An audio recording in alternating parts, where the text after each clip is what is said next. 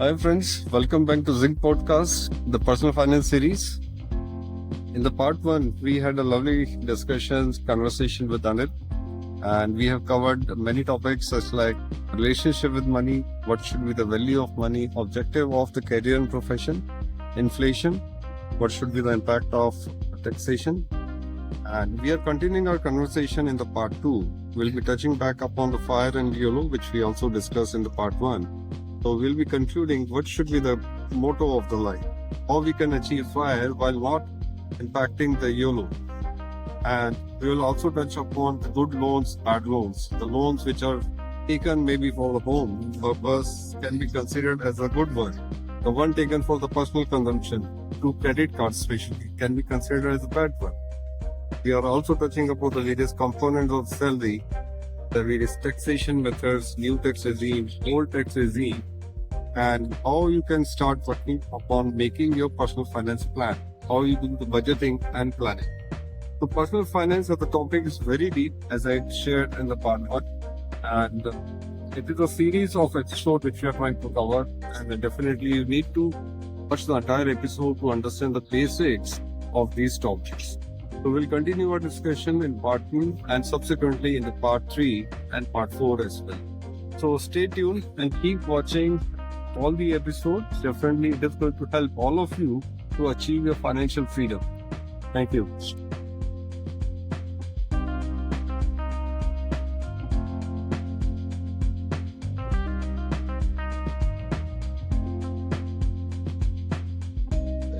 So Anil, when you are talking about fire and YOLO, so what is our suggestion, looking for our own experience or our personal life?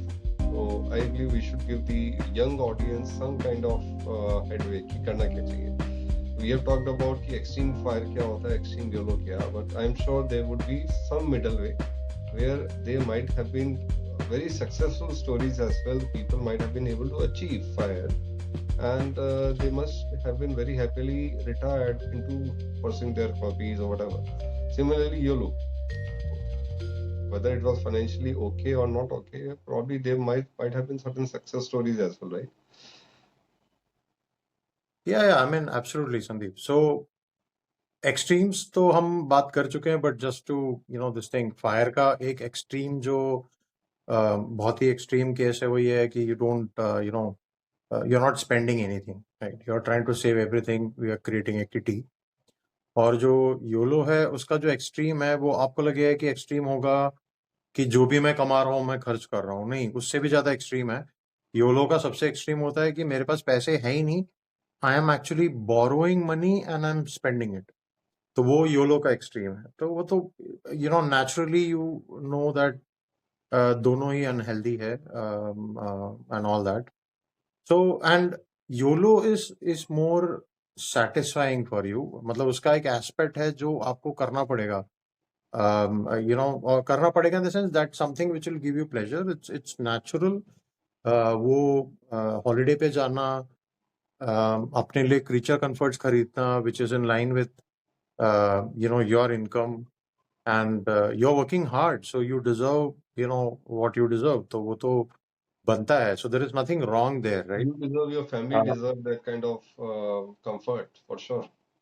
Absolutely. मतलब यार, गर्मियों में 40 degree में ये पंखे में क्यों सोना है? मतलब if you have worked hard for it, if you are sweating Buy a AC. for the money, then फिर तो आप एसी चला के आराम से सो. एंड फायर का जो एक्सट्रीम है, वो मत सोचो ना कि मैं कुछ भी खर्चा नहीं कर रहा हूँ. Think of it as prudence, right? Think about being prepared, being extremely prudent with your money. और फायर की सक्सेस स्टोरीज मुझे बहुत पसंद है. टिपिकली फायर में क्या होता है कि फायर के सक्सेस स्टोरीज की मैं अगर एक दो, well, I am not coating anybody, आप इजीली यूट्यूब पे ढूंढ सकते हो. Many people who talk about successes in fire, but आपको एक बहुत बढ़िया पैटर्न उसमें दिखाई देगा जो मुझे बड़ा अच्छा लगता है जब मैं वो देखता हूँ. कि वो इनिशिएट तो ऐसे करते हैं कि यार मैं 40 पे रिटायर हो जाऊंगा, ये कर दूंगा, वो कर दूंगा. बट फायर प्रैक्टिस करते करते उनके अंदर इतनी डिसिप्लिन आ जाती है और वो अपने स्किल्स के ऊपर इतना ज्यादा फाइन ट्यून करते हैं. Right. आप कोई भी सक्सेसफुल फायर वालों को देखोगे, आपको एक चीज दिखेगी उन्होंने पैसा खर्चा किया होगा काफी सारा. You will see that their kids are getting very good education. You will see that they do not compromise on education. Neither their ठीक. on their clothing, on their travel, No, you no, may they not be don't. able to see They all don't. that stuff. They Yeah. don't. They don't. At least those cases who are publicly talking about it. ठीक है, वो Right. at least मैं उनका मैं बात करूंगा. तो उसमें आप देखोगे कि they are living, from the lens of a society, they are living a very respectable life. और मतलब they are not like a Gandhian life नहीं जी रहे हैं वो कि एक ही कपड़ा है and all that. So they are living a respectable life. लेकिन उसमें सबसे बढ़िया ट्रेट ये होती है कि they hit the fire number. But वो तब तक इतना डिसिप्लिन एटीट्यूड में कर चुके हैं ना कि now they can't switch off. Hmm. आप बहुत It's सारे just a ऐसे way लोगों of को life for देखोगे. them. Hmm. हाँ, बहुत सारे आप ऐसे लोगों को देखोगे जो उन्होंने नौकरी तो रिजाइन कर दी, Hmm. But now they are into education, now they are into mentoring, Hmm. And they are so good at it. आपको वहां से भी उनको एक और इनकम आ रही है, या they are writing content on internet, मतलब क्रिएटिव राइटिंग कर रहे हैं, कोई कोई बुक्स लिख रहा है. तो क्योंकि वो डिसिप्लिन इतना उनके अंदर आ चुका है ना, दे सक्सीड इन इट. ये थोड़ा फायर का एडवर्टाइजमेंट जैसे हो गया, but what we are trying to highlight is कि वो फायर में आप अगर इसको देखोगे कि यार ये तो, जैसे हमने पहले भी शायद बोला कि बहुत ही एग्रेसिव पेनी पिचिंग, ऐसा है नहीं. क्योंकि जब आप when you get married, you have to take care of family, you have kids. तो अगर आप उतना एग्रेसिव भी शुरू करोगे, थोड़ा आप सॉफ्टन हो ही जाओगे. बट फायर की अच्छी बात है डिसिप्लिन, एब्सोल्यूट डिसिप्लिन. Yeah. ठीक है. योलो आपको क्या देता है? वो आपका एक यूथफुलनेस देता है कि लिटिल इम्पल्सिव, कि चार दोस्तों ने आपको फोन किया है, यार बहुत दिन हो गए कॉलेज के बाद मिले नहीं है, चल यार let's go somewhere and meet up and all that. So these are you deserve it. I mean you worked hard, you deserve it. लेकिन फायर के फ्रेमवर्क में भी ये आप कर सकते हो. इनफैक्ट अगर हम फायर और योलो का एक सेंटर पॉइंट मिला है, अगर अगर मैं, संदीप, हम और आप अगर ऑडियंस को एक सजेशन दे पाए, तो फाइनेंशियल प्लानिंग के हिसाब से जो पैराडाइम बनता है वो तो यही है कि you have a play money and you have everything else.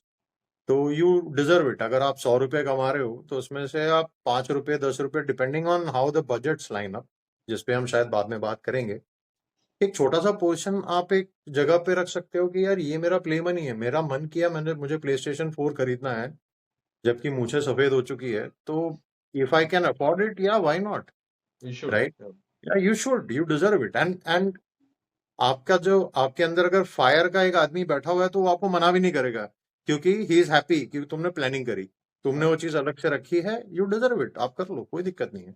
But हाँ, not at the cost of ruining your finances, right? जो हम आपको warning is an aggressive word, but हमको डेफिनेटली कहना चाहेंगे, स्पेशली टू यूथ, की बहुत एंटाइसिंग है आजकल. आपको हर चीज के लिए लोन मिल जाता है, यू आज आप EMI पे कुछ भी खरीद सकते हो, राइट? सो बड़ा एंटाइसिंग होता है, और but it can lead you into trouble. Yes, very well said, Anil.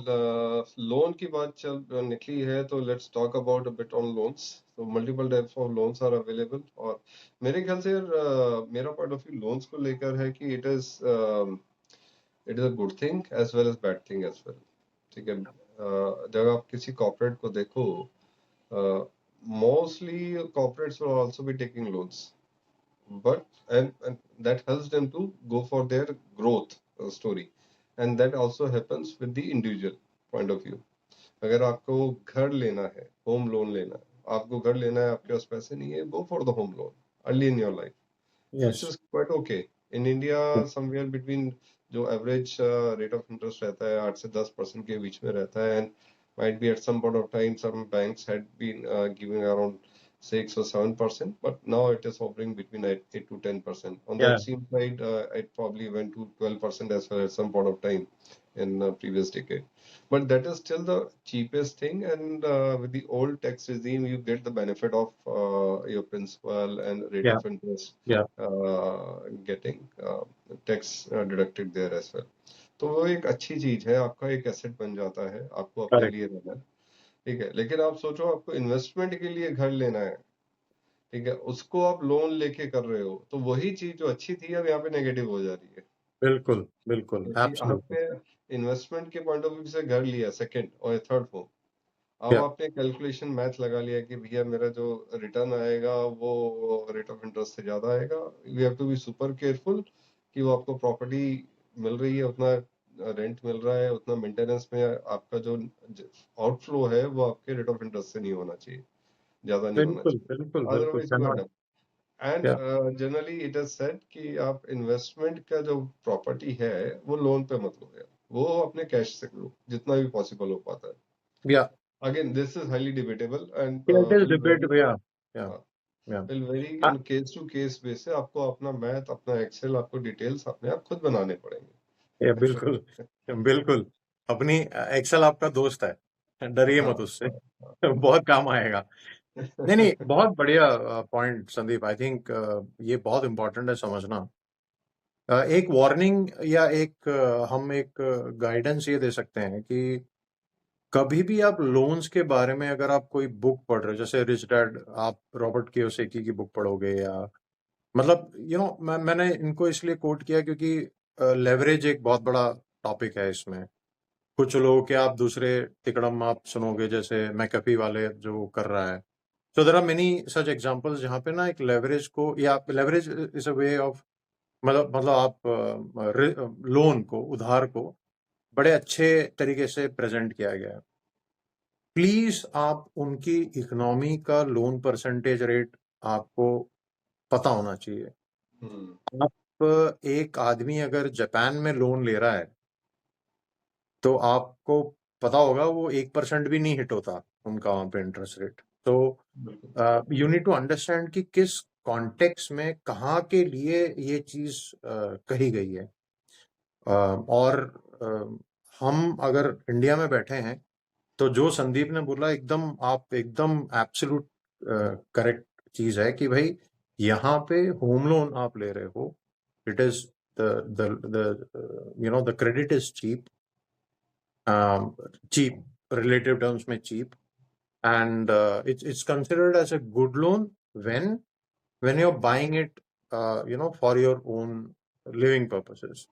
Yeah, अब आप, अगर संदीप की बात आप सुन रहे थे और आप सोच रहे हो कि यार जब मैं मेरे लिए घर खरीद रहा हूँ रहने के लिए तो आप अच्छा बोल रहे हो, और अगर मैं एक और घर ले रहा हूँ तो आप बोल रहे हो गलत है।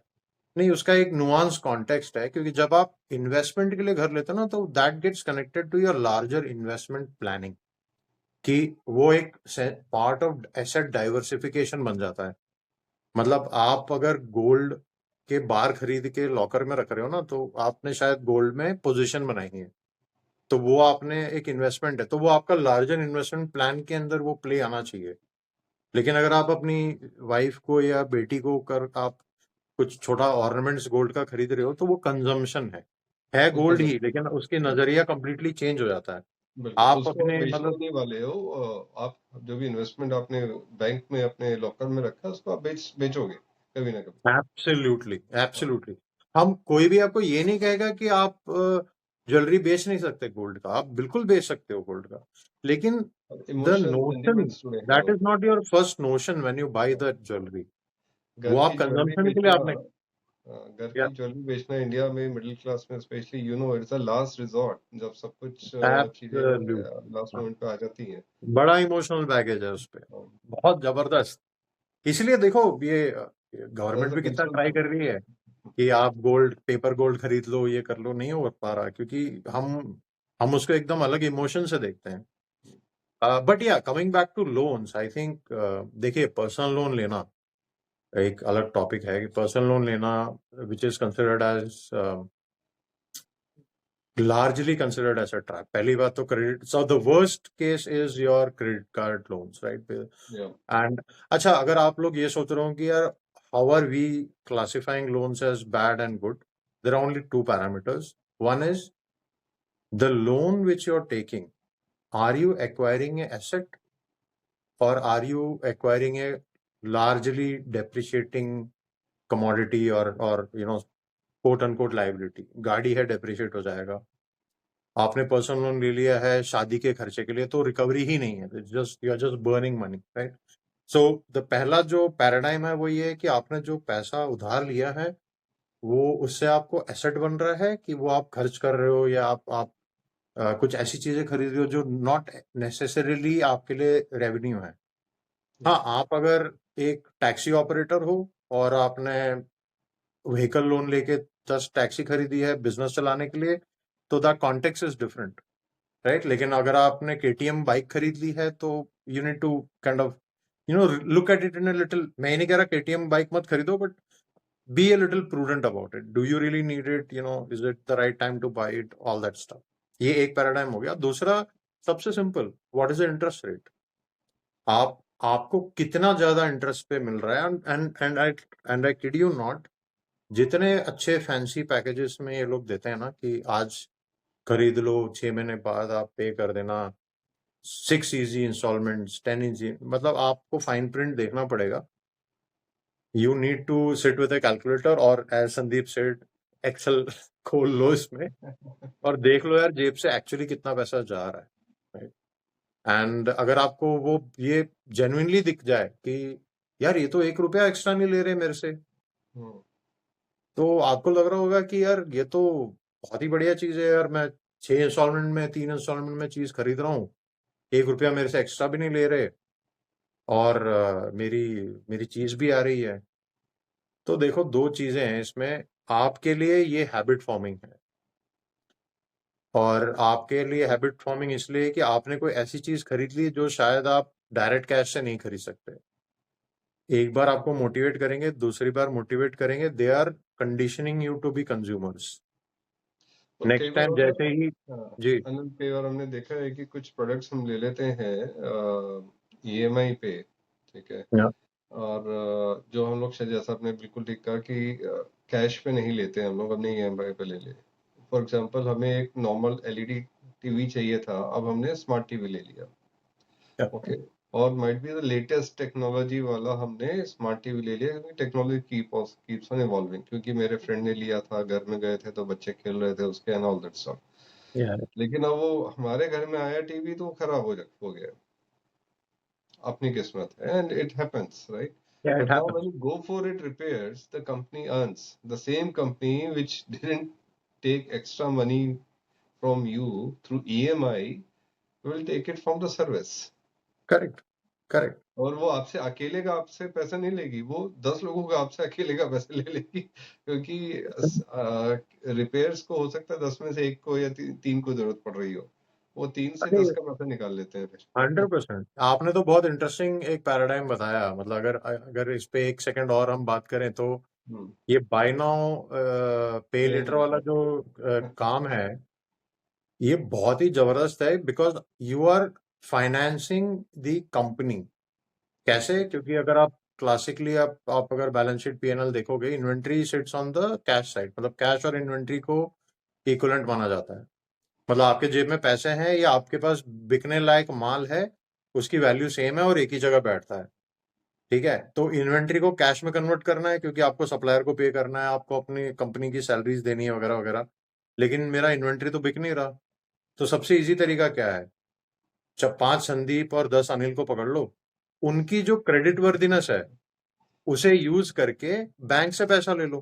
क्योंकि जब आप बाय नाउ पे लेटर कर रहे हो, तो some service provider is paying you, paying the supplier और the vendor, whoever is selling their goods or services on your behalf. So बिल्कुल। आपका क्रेडिट यूज हो रहा है, तो आपने 500 500 500 करके 10 500 लग गए तो 5,000 हो उनका गए। जो कैश कन्वर्जन साइकिल है, उन्होंने अपना कैश का साइकिल कम कर दिया है, पैसे वो आपसे लेके अपने एब्सोल्युटली। पार्टनर्स को दे रहे हैं। This is very good example. Yeah, and मैंने तो punchline is पंद्रह at your risk. At हाँ your risk. The risk is mine. हाँ, So और I रिस्क am आप लेंगे, actually बड़ा समझिए। financing, yeah, I am financing them at a much हाँ cheaper rate. हाँ, ठीक है? उनको एक कॉर्पोरेट लोन कितने का पड़ेगा? Hmm, think about that. वो एक कॉर्पोरेट लोन क्या इंटरेस्ट पे होता है? And that too corporate loans you need to take huge sums of money, and typically it is not available for inventory financing, it is for production setup and all that.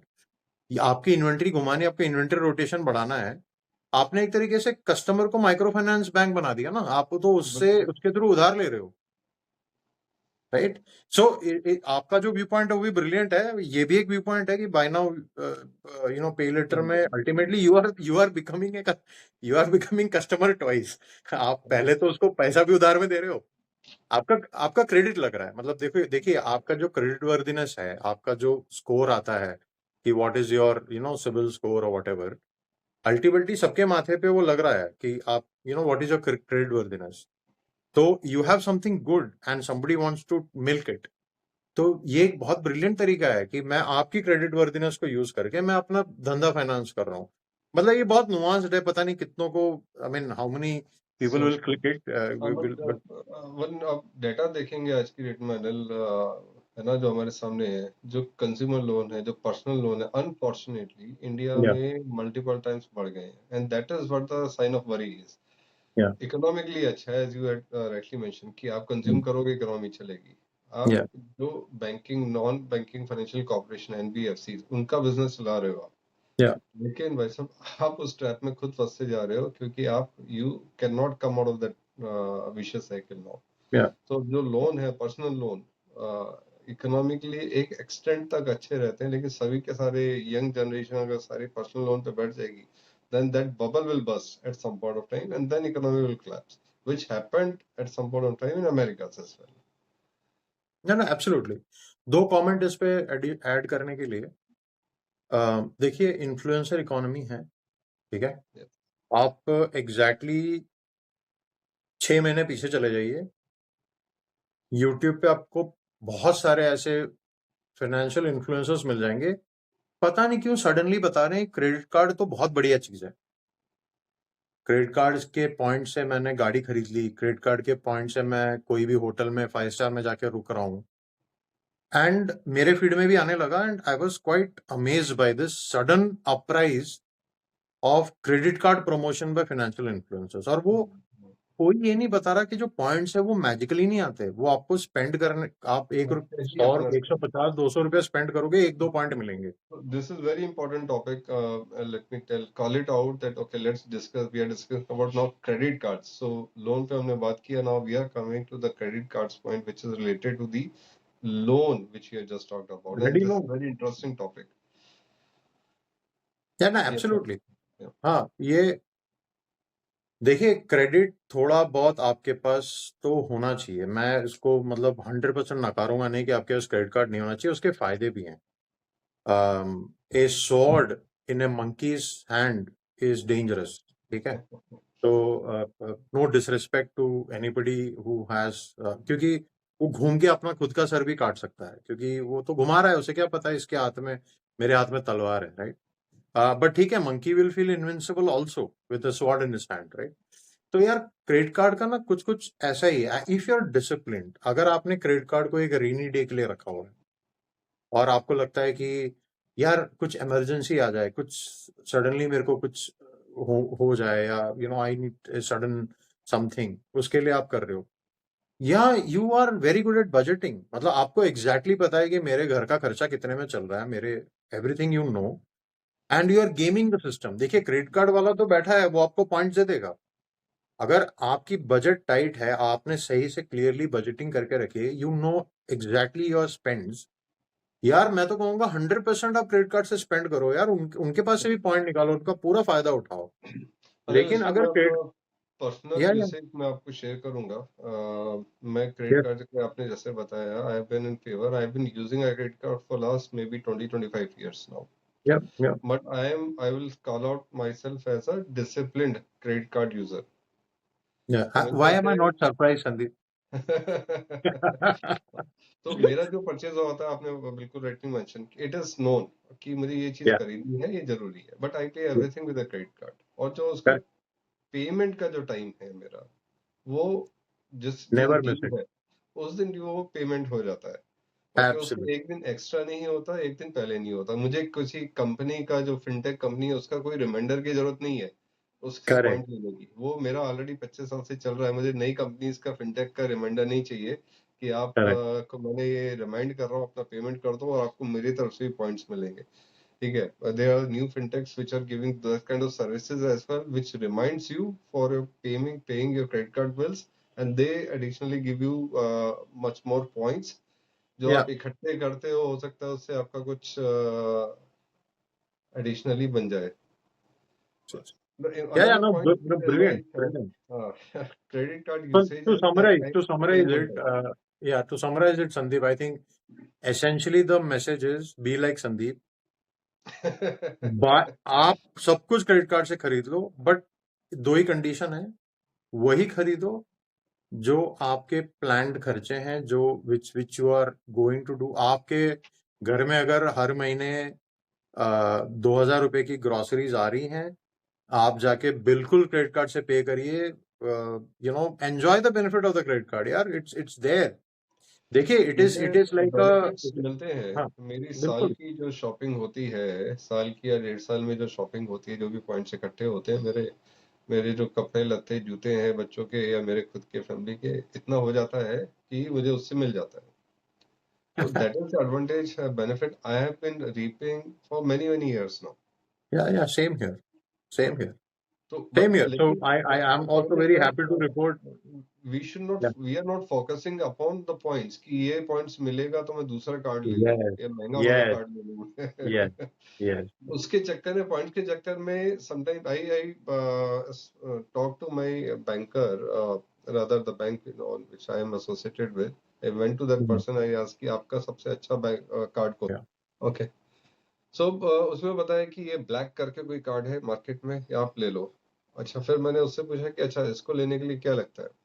What is the bank balance you require? What is the income tax statement you want? What is my CIBIL score you want? आपको मेरा blood pressure का report भी चाहिए होगा क्या? आपको मेरा spend कितना चाहिए? उन्होंने कहा सब कुछ चाहिए मुझे आपका. ठीक है, आपको मुझे, आप अगर सिंगल डिजिट में आप स्पेंड करते हैं तो डबल डिजिट का स्पेंड चाहिए. सिंगल डिजिट में अगर आपका सेविंग्स का अकाउंट था है तो आपका डबल डिजिट में सेविंग्स और एफडी का होना चाहिए. अगर आपने डीमैट में डाल रखा है, हमें उससे कोई लेना देना नहीं है. एक भाई साहब कहते हैं आपके सेविंग्स से कोई रिलेशन नहीं है, हमें आपका इनकम टैक्स का चाहिए कि 50 लाख के ऊपर का होना चाहिए वो. ठीक है. अब I was tempted by the kind of services they were offering through the points and all. But definitely with listening कि ये सब नहीं possible. I cannot go for those services. Correct. Giving everything to them. Yeah. और last में संदीप ये भी बोल देंगे, अच्छा अगर ये सब नहीं हुआ तो कोई बात नहीं, आप चार्जेस हैं, आप वो चार्जेस पे कर दीजिए, 8,000 रुपए, हर साल उसके 10,000 रुपए दे मार दीजिए, के. 5,000 रुपए दे दीजिए. हाँ, तो आप एक तो तरफ इट्स अ से ट्रैप. फंड चेंज कर रहे हैं, वो वहाँ पे नलीफाई हो जाता है फिर वो. हाँ, इट्स अ ट्रैप. तो अगर आप लोग को हमने कंफ्यूज नहीं किया है, वो एसेंशियली वी आर सेइंग, अगर आप प्रूडेंट हैं, आप बजटिंग करते हो, आप क्रेडिट कार्ड आपके पास अवेलेबल है, आप उसको ले सकते हैं. और आपको अगर कभी भी डाउट हो कि यार एक बिग टिकट आइटम मैं लेने जा रहा हूँ क्रेडिट कार्ड से, मेरा ये ग्रोसरी है ना कुछ है, तो इसका मैंने कहीं पढ़ा था और मुझे बहुत बहुत पसंद है ये चीज. क्या आप एक फोन खरीदने जा रहे हैं क्रेडिट कार्ड से, can you buy 2 phones with cash? If the answer is yes, बिंदास ले लो क्रेडिट कार्ड से, कोई दिक्कत नहीं, यू आर सॉर्टेड. अगर आपके जेब में 2 फोन खरीदने के पैसे हैं, आप एक फोन ले लो, कोई दिक्कत नहीं. बिल्कुल सही. ये मेरे को बड़ा अच्छा लगता है, क्योंकि वो क्या है, एकदम से आपको झटका देगा. आप जो मार्केटिंग और वो जो बेहतरीन एडवर्टाइजमेंट में जो आप एक तरीके से हेलुसिनेट होकर चले गए हो, एक सेकंड में वो भ्रम टूटेगा और आप सोचोगे नहीं यार, 75,000 रुपए का फोन तो ठीक है, लेकिन 75,000 इंटू 2 इतना तो नहीं है कैश. तो बोला आप, फिर भैया रुक जाओ, फिर पैसे जोड़ लो, फिर ले लो. This is the way to break your illusion in a way. And you had rightly mention Anil, जो आपने बताया था कि सबसे महंगा जो लोन पड़ता है पर्सनल लोन में भी, वो क्रेडिट कार्ड का लोन पड़ता है within the personal loan segment. So we should never do that. That will definitely will tell, हमारा सजेशन रहेगा. Totally unregulated. It can go as up as 24% an annum. 24% an annum. कुछ भी हो सकता है. वो आपका अगर इमरजेंसी, मेडिकल इमरजेंसी फंस गया, आपको और कुछ नहीं है पैसा के लिए, आपको मेडिकल इमरजेंसी है, कुछ हो गया, उसके लिए रख लीजिए for that rainy day. Otherwise it doesn't really make any sense कि आप उसके लिए जाएं. Yeah. Yes. Totally. Great. Yeah. So when we talk about credit card, we talked about loan as well. So let's talk about the risk to income source as well, right, अभी Anil? आपने medical की बात कर ही ली है actually, तो you हाँ just हाँ touched upon it. I think मैं एक्चुअली बोलने ही वाला था कि एक्चुअली क्रेडिट कार्ड वाले जब आपको अप्रोच करेंगे, आप भगवान करे आपकी अच्छी इनकम हो जाएगी ना, आपको अपने आप सामने से फोन आना शुरू हो जाएगा, क्योंकि हाँ they know who can they know, afford a credit आपका कार्ड. सिविल स्कोर क्या है, आप मार्केट में है, हाँ, they know everything, they right? Know everything, they know everything. In fact someone was telling me कि अगर आपने डेबिट कार्ड से खरीदा है तो वो डेटा उसी बैंक क्रेडिट कार्ड डिपार्टमेंट को मिल जाता है कि यार ये प्लास्टिक मनी यूज कर रहा है तो इनको पकड़ो. तो अच्छा, हमें तो कार्ड ही तो चेंज करना है. एनीवेज वो सब ठीक है यार, ये लोग करेंगे. See, they are here to, they are not there for charity, right? They are doing business. तो करेंगे ही करेंगे. क्रेडिट कार्ड बोल के एक बहुत बड़ा कैच यही होता था कि अगर इमरजेंसी होगी, आपको एकदम से कुछ पैसे चाहिए, तो क्रेडिट कार्ड है, आप ले सकते हो. लेकिन ना वो उतना ही है कि जितना आपके पास पैसा होना चाहिए. मैं बहुत सिंपल एग्जांपल देता हूँ. एक इमरजेंसी आ गई, let's not make it uncomfortable, any emergency, right? आपने एकदम से आपको कुछ पैसे चाहिए and you don't have that money. पहली बात, पर्सनल फाइनेंस 101 ऐसा होना नहीं चाहिए. You should have money because there is a concept called emergency fund and you should be having that money. चलो एक बार को मान लेते हैं कि there is again some circumstances कि आप उसको एक्सेस नहीं कर पा रहे. तो आप क्रेडिट कार्ड से जब विड्रॉल लेते हो पैसे का, वो the interest charge from that minute, ठीक है? एंड द आइडिया इज आप उतना ही निकालो जितना आपके इमरजेंसी फंड में है. ऐसा नहीं कि आपने 15 लाख निकाल लिए क्रेडिट कार्ड से and then you are selling your soul to the bank, और आप पता नहीं कितने साल लग जाएंगे आपको उसको भरने में. So I think risks, right? Ultimately, all that we are talking about is risks, which is this segment that we are going to talk about. तो बहुत ही वाइड सब्जेक्ट है. बहुत सारी चीजें हो सकती है. It could be A disruption on your employment due to emerging technology, loss of employment, it could be accidents, it could be medical emergency, it could be anything. Risk का तो कोई कॉन्सेप्ट ऐसा ही है. लेकिन जब हम पर्सनल फाइनेंस के angle से रिस्क को अप्रोच करते हैं, तो जो कॉर्नरस्टोन है वो ये है कि आपको इसके, ये अनकंफर्टेबल है लेकिन आपको इसको अकाउंट करना पड़ेगा. आपको इसके लिए प्लानिंग करनी पड़ेगी. और सबसे इंपॉर्टेंट चीज यही होती है कि आप एक पॉजिटिव आउटलुक लेके जाते हो कि मेरी इनकम कंटिन्यू रहेगी. I will be employed, I will have a stream of income. और उसमें जो सबसे कोर होता है वो ये है कि अगर आप सोर्स ऑफ इनकम हो तो सबसे पहले आप अपना रिस्क कवर करो, क्योंकि अगर आप रिस्क में आ गए तो आपके डिपेंडेंट को दिक्कत होगी. तो बहुत सिंपल दो चीजें हैं, आप अपने हेल्थ को कवर करो और आप अपने पर्सनल इंश्योरेंस को कवर करो. तो ये दो टॉपिक्स पे अगर आप किसी भी पर्सनल फाइनेंस के कॉन्सेप्ट्स को समझोगे तो रिस्क कवरेज यहीं से आपको लगेगा कि यार ये लोग ये बेच रहे हैं वो बेच रहे हैं, बट अगर आप इसको सिस्टमेटिकली समझोगे तो यही है कि you are the bread winner. Let's say I am the bread winner for my family and I have 6 souls dependent on me. तो इन सब के लिए तो मैं रिस्क, मेरे there is a risk, right? अगर मुझे कुछ हो जाता है तो 6 सोल्स विल गेट इम्पैक्टेड. तो if I fall ill, there should be enough ways that I can be treated. If something bad happens to me, then there should be some equal amount of money that can be compensated so that the survivors are able to handle easily. तो ये सारे financial tools होते हैं जो market में available है, जो risk mitigation के लिए है. yes. ये बात अलग है कि इनको प्रोडक्ट्स बना के, अगेन वो कंज्यूमरिज्म वाली मेंटालिटी है कि इसको भी प्रोडक्ट्स बना बना के लोग बेच रहे हैं. बट आपको कोई कंफ्यूजन में पड़ने की जरूरत नहीं है. बड़ा सिंपल है. आपका मेडिकल इंश्योरेंस होना चाहिए. आई तो हाईली रिकमेंडेड. मैं तो एक स्टेप आगे भी जाऊंगा, जो मैं एक सेकंड में आता हूँ. मेडिकल इंश्योरेंस पे एक और चीज बात करूंगा मैं. लेकिन आपका मेडिकल इंश्योरेंस, अगर you are the bread winner of the family, you should be insured. And it's a very selfish thing to से.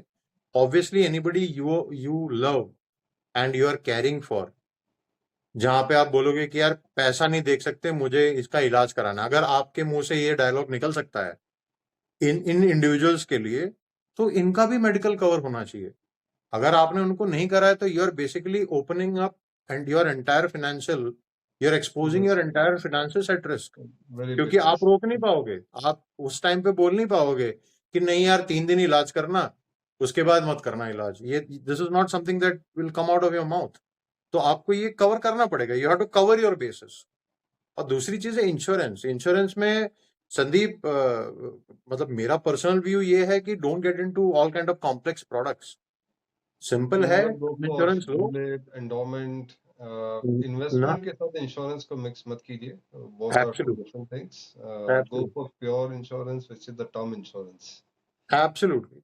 Term insurance for those who are uninitiated बहुत ही सिंपल है, और थोड़ा क्रूड लैंग्वेज में बोलूं तो आप प्रीमियम भरोगे जो थोड़ा सस्ता होता है, आपका कवर काफी अच्छा होता है, जैसे 1 करोड़ 2 करोड़ इस तरीके का कवर मिल जाता है आपको डिसेंट प्रीमियम पे। एक ही कंडीशन है, आपके टेन्योर पे अगर हादसा होता है तो ही पेमेंट होगी, अगर हादसा नहीं होता तो नहीं होगी। और इंश्योरेंस का कोर मतलब ही ये है, वही मतलब है. That is यही what मतलब है। insurance is. जब आप वारंटी खरीदते हो प्रोडक्ट का तो आप थोड़ी ना बोलते हो कि मुझे वारंटी तो चाहिए लेकिन हर हफ्ते मेरे पास एक चॉकलेट आनी चाहिए। मतलब don't get into all this kind of stupid things.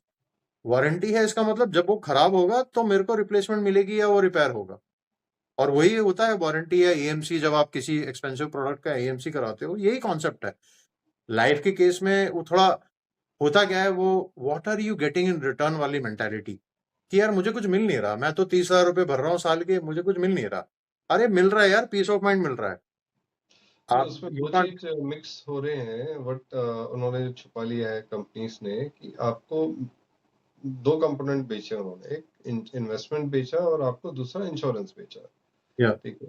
आपको जो मिलता है वापस वो आपके इन्वेस्टमेंट वाले पार्ट से मिलता है. आपको उस प्लान में भी आपके इंश्योरेंस पार्ट से कभी कुछ नहीं मिलता है. इंश्योरेंस वाला पार्ट आपको आपके जाने के बाद आपके परिवार को, जिसको भी आपने नॉमिनी बनाया, उसी को मिलेगा.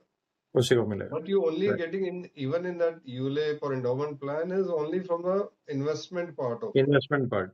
लेकिन what you are told कि यार आपको इसमें रिटर्न्स मिल रहे हैं, तो वहां पे आप एक्स्ट्रा पे कर रहे हो उसी इंश्योरेंस के लिए जो आपको प्लेन इंश्योरेंस में, जैसा अनिल ने बताया कि आपको टर्म में आपको डिसेंट प्रीमियम पे एक बहुत अच्छा कवर मिल जाता है, which will be applicable, useful for your family when you are not there.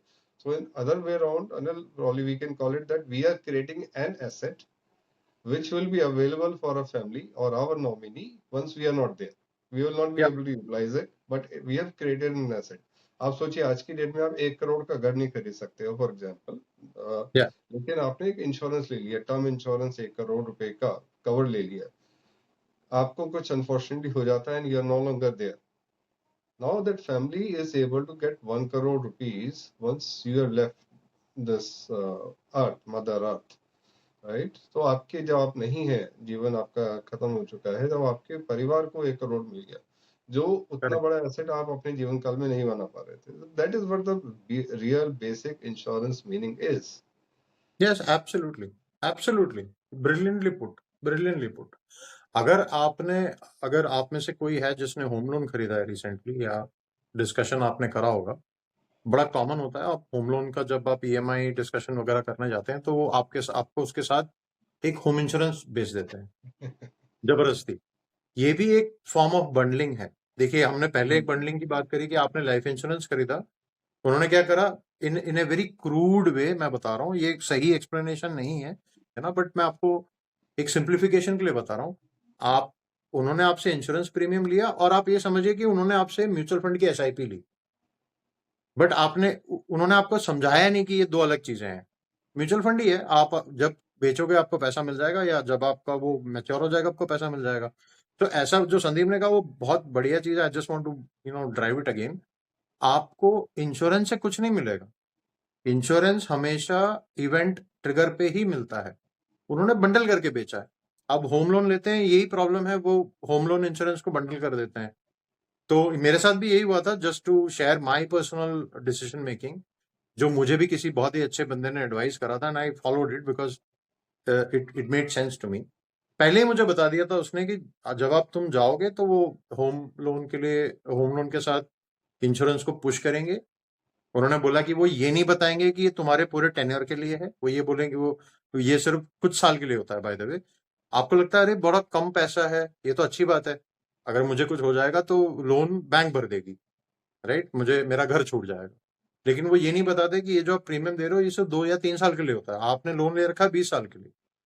तो बोला कि इस चक्करों में पड़ना नहीं।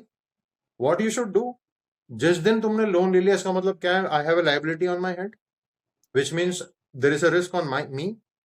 If I'm not there, then who will pay this liability? So cover that on your life. यार मुझे कुछ हो गया तो I should get decent enough money so that this liability can be offset. Money is money. The moment you get money, the dependent or the whoever is a survivor, he gets money. He can take care of the liabilities.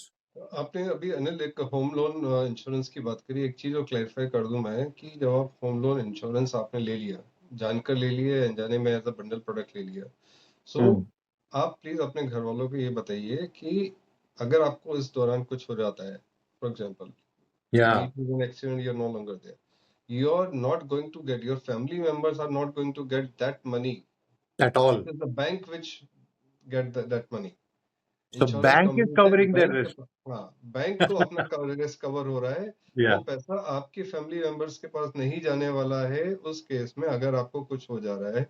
ये काफी cases आ रहे हैं जहाँ पे unfortunately that person is no longer there, now the family members were thinking कि अच्छा ये वाला इंश्योरेंस किया हुआ है, क्योंकि भाई साहब ने टर्म इंश्योरेंस करा ही नहीं था, होम लोन इंश्योरेंस कराया हुआ था, एंड देवर बैंकिंग कि Very होम sad. लोन से इंश्योरेंस मिल जाएगा। उन्होंने कहा कि घर बेच देते हैं लेकिन वो हमें इंश्योरेंस का पैसा मिल जाएगा। बैंक से नो जी, ऐसे नहीं होता है, ये इंश्योरेंस का पैसा तो हमारा है, आपका नहीं है, आपको तो घर ही मिलेगा आपको।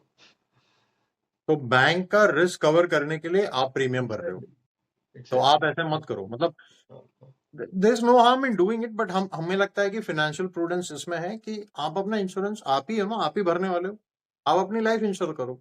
Take a generous sum, right, maybe 1 crore 2 crore जितना आपको लगे वो आप लो। और वैसे भी आप एक सेकंड में, आप जैसे टर्म की बात करने जाओगे, एक सेकंड में आपको आपका दिमाग खुल जाएगा, क्योंकि वो पूछेगा आपकी इनकम कितनी है। और जैसे ही आप उसको हल्का सा गहराई में सोचोगे, वो बोलेगा अच्छा it's a the maximum insurance that you can get is a multiplication on your annual income, because the bank says कि आपकी नेटवर्क के आपके सॉरी नेटवर्क नहीं, आपका जो इनकम मेकिंग कैपेसिटी है उसके किसी मल्टीप्लायर से ज्यादा आपको इंश्योरेंस नहीं मिलेगा। आप ये नहीं बोल सकते कि मुझे 10,000 करोड़ के लिए इंश्योर कर दो, इट्स नॉट गोना हैपन। तो देखिए वहां पे भी ये क्लियर है ना कि आपको आपकी इनकम, फ्यूचर इनकम को आपको सिक्योर करना है, और उसके लिए आप इंश्योरेंस ले रहे हो। तो अगर मान लो 10 का मल्टीप्लायर है, और अगर मैं आज 20 लाख रुपए कमा रहा हूँ साल के, तो और 10 का मल्टीप्लायर है, तो आप गिन लीजिए 2 करोड़ हो गए। तो अगर 2 करोड़ हैं तो आप basically what are you saying in other language, if I am no more, my family will get 10 years forward earning of what I am capable to earn. That's in simple maths, यही हो रहा है। मेरी 10 साल की salary इनको मिल जाएगी, तो इनके पास 10 साल मिलते हैं अपने आप को संभालने के लिए। बिल्कुल, यही आपके है, जो और जरूरी कुछ काम नहीं। है, आपके बच्चों की पढ़ाई है, कुछ है, आपने LIC वगैरह के सबके ऐड देखे होंगे which are quite emotional. I am not taking name for that example, but from the या एडवर्टाइजमेंट पर्सपेक्टिव कि आपके जाने के बाद आपका जो भी स्लोगन है, which is very true, which helps when you are not available, and that is term insurance। वो लेकिन वो दैट इज ऐड दिखा के आपको काफी कुछ सेल करेंगे। या Okay, and do not get trapped when you enter in your bank। Bank से जो भी आपको स्कीम्स मिलती हैं वो सारी अच्छी ही होंगी, ऐसा कोई नहीं है। आपका हो सकता है बहुत ही अच्छा खास बैंकर हो, आपका सो कॉल्ड रिलेशनशिप मैनेजर हो, तो वो रिलेशनशिप वो आपसे नहीं बना रहा, आपके पैसे से बनाता है, जो हमने पहले बात करी। तो उसको आपका बैंक बैलेंस पता है, जैसे यस। डॉक्टर को आपका ब्लड प्रेशर पता होता है, तो वो आपको कुछ ना बंडल प्रोडक्ट आपको लगा देता है हमेशा। So just be careful with that. या एब्सोल्युटली। रिलेशनशिप मैनेजर का रिलेशनशिप पैसे से वेल पुट। या सो आई थिंक हम एक लार्जर कॉन्टेक्स्ट सेट कर चुके हैं कि भाई रिस्क, लाइफ इंश्योरेंस, इस तरीके की चीजें। और देखिए एम्प्लॉयमेंट रिस्क हम हल्का सा छू सकते हैं, but it's not directly linked with our personal finance angle. लेकिन दो चीजें हैं यार, मतलब हमने लोन्स के बारे में बात करी, हमने बोला कि यार बैड लोन है, गुड लोन्स हैं, और एसेट वाले लोन्स अच्छे होते हैं। Maybe we can say student loan या एजुकेशन के लिए, मतलब अगर आपको ऐसा लग रहा है कि आपके एम्प्लॉयमेंट पे खतरा है because you are not prepared enough, you are not, you may need to acquire some professional skills, उसके लिए आपको थोड़े पैसे चाहिए। If the age is on your side, You and should please, go for I it. cannot, yeah, and if there is some good mentor जिसके direction से आप ये कर रहे हो, not again, not by some fad or some promotion, तो I think those are good loans. क्योंकि आप एकदम से बोलोगे कि यार ये तो एसेट नहीं आया, नहीं यार, आप अगर स्किल एक्वायर कर रहे हो तो आप उसको एसेट ही मानो, क्योंकि वो स्किल है, वो आपको फ्यूचर में Wow. अर्निंग में कन्वर्ट होगा। बिल्कुल। तो थोड़ा सा मैं पीछे जा रहा हूँ, but I think just to round it This up, is very important point. This is हाँ, very important. Just to round it up कि not all loans are bad, not those loans which are not directly giving you assets but skills, and probably that is the only tool that you have to protect yourself from the risk of maybe unemployment or quote unquote being irrelevant or being not useful, so upskilling, moving forward in life. एक later stage of life, once you are done your fire or whatever your financial planning, एक stage आता है ना जब हम लोग loans लेते हैं आगे growth के लिए, अपने assets बनाने के लिए। एक stage आता है जब हम लोग EMIs में उलझे होते हैं। फिर एक stage वो भी आता है which I can tell कि you reach at some point of time when you have paid off your EMIs, you are loan free, and when that is when you actually feel financially independent. आपने हो सकता है वो Correct. 8-10 crore रुपए ना कमाए हो, लेकिन जस्ट बिकॉज आपकी ईएमआई नहीं है, you don't get that stress on your head कि आपको Yeah. अभी घर का नहीं देना है, आपको स्टूडेंट अपना एजुकेशन लोन नहीं देना है, you don't have any car EMI, car loan as well, you don't have any loan. उसका जो मजा है जीवन का, उसका डेट फ्री रहने का, वो एक बहुत Yeah. अच्छा है। So Yeah. when you talk about fire for that matter, try to reach that status as well when you don't have any loan per se। ठीक है, Yeah. अच्छे लोन लीजिए, खराब लोन मत लीजिए, पर जितनी जल्दी हो Yeah. सके उसे चुका दीजिए।